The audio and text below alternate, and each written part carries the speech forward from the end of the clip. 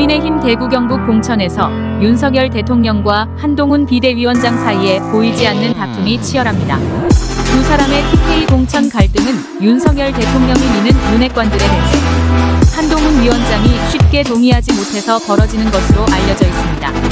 한마디로 지지율이 턱도 없이 낮은 윤석열 대통령 체제에 책임이 있는 사람은 공천을 주지 않겠다는 한동훈 위원장의 목리가 작용하고 있는 것입니다. 현재 대구 경북 25개 선거구 가운데 공천 방식이 확정되지 않은 곳은 대구, 경북 각각 3곳씩 모두 6곳입니다. 이 중 가장 관심을 끄는 곳은 구미을 지역구. 이곳은 김영식 의원이 현역으로 있는데 강력한 도전장을 내민 사람이 강명구 예비후보입니다. 이 사람은 대통령실 전 국정기획비서관인데 윤 대통령의 신임을 한몸에 받고 있습니다. 비서관을 사직하고 구미에 와서 선거운동을 시작하자마자 대구 경북에 내로라 하는 유지들이 거의 찾아가서 인사를 했다고 할 정도로 실세 중의 실세입니다. 실제 김 전 비서관은 지난해 12월 4일 구미 박 전 대통령 생가 주변에서 열린 박정희 탄생 106주년 숙모제 때 윤석열 대통령의 축사를 대독한 사람입니다. 통상 대통령 축사는 국무총리, 장관, 수석비서관이 대독하는 경우는 있어도 일개 비서관이 대독하지는 않습니다.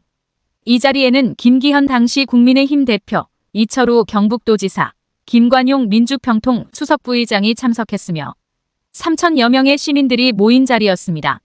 비서관 본인이 대통령께 직접 대독을 요구해 관철시켰을 정도로 윤 대통령의 애정이 각별한 것을 보여주는 사건이었습니다. 그런 사람이 도전한 지역구에 아직 공천 방식이 결정되지 않았습니다. 현역 의원을 컷오프시키자니 29일로 예정된 김건희 특검법 후안이 두려운 것도 있지만 공천장을 쥐어주기가 선뜻 내키지 않는 것이죠. 물론 국회 표결이 끝나면 곧 공천 방식이 결정되겠지만 김영식 의원이 버틴다면 단수 공천은 쉽지 않아 보입니다. 또 주목받는 지역구가 경북 영주 영양 봉화 울진 선거구입니다. 이 지역은 검사장 출신의 박형수 의원이 현역으로 있던 곳입니다.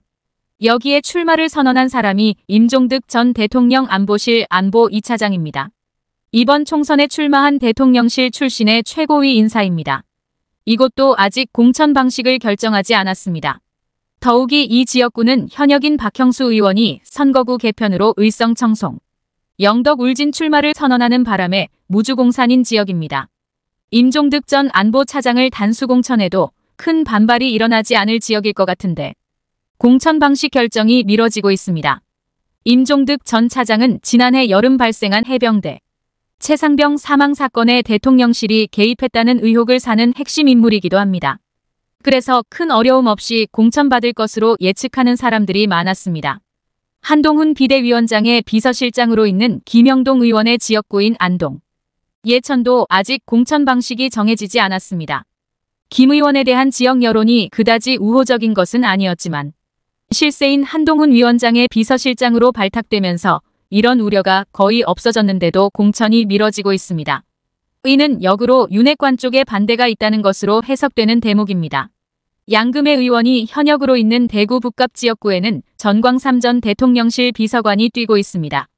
양금혜 의원에 대한 지역 여론이 좋은 것만은 아니라 전광삼 전 비서관이 쉽게 낙점을 받을 것으로 예상했는데 의외로 결정이 미뤄지고 있습니다. 이 역시 한동훈 위원장의 의중이 강하게 작용한다는 분석이 많습니다. 홍석준 의원이 현역인 대구 달서갑은 박근혜 전 대통령의 집사인 유영아 변호사가 도전장을 내민 곳입니다. 홍 의원은 대구 경북 국회의원 가운데 윤석열 대통령을 가장 먼저 지지한 사람입니다. 그래서 본인은 이번 공천도 쉬울 것으로 예상했습니다. 하지만 유 변호사가 등장하면서 한동훈 위원장은 유 변호사에게 마음이 쏠려 있는 것으로 보입니다. 29일 김건희 특검법 표결이 끝나면 윤심보다는 한심이 더 크게 작용하지 않을까 예상됩니다. 류성걸 의원이 있는 대구 동갑의 경우는 현재까지 드러나 있는 윤핵관이나 한동훈 위원장이 미는 인물은 없는 상황입니다. 다만 이곳은 29일 표결이 끝나고 나면 지금까지 드러나지 않았던 인물에게 자리가 돌아갈 가능성이 농후합니다. 이처럼 대폭 물갈이가 예견됐던 대구 경북에서 불출마를 선언한 김희국 의원, 윤두현 의원을 제외하면 현역 의원들은 일단 경선까지는 가는 분위기입니다. 이런 상태에서 남은 6곳에 대한 공천 방식이 결정되지 않은 건 윤석열 대통령과 한동훈 위원장의 생각, 골이 깊다는 것을 증명하는 것이라고 하겠습니다. 투표 결과가 불안하면 다른 지역처럼 경선 지역으로 분류하면 되는데도 미루고 있는 건 결국 표결이 끝난 뒤 전략 공천이나 단수 공천으로 가겠다는 것을 뜻하는데 여기서 윤심과 한심이 충돌할 가능성이 큽니다. TK에서의 이런 갈등은 다른 지역에서의 윤핵관 공천에도 영향을 미치고 있습니다. 대표적인 사례가 윤핵관의 핵심으로 알려져 있는 박성민 의원의 울산중, 윤핵관의 원조인 권성동 의원의 강릉입니다.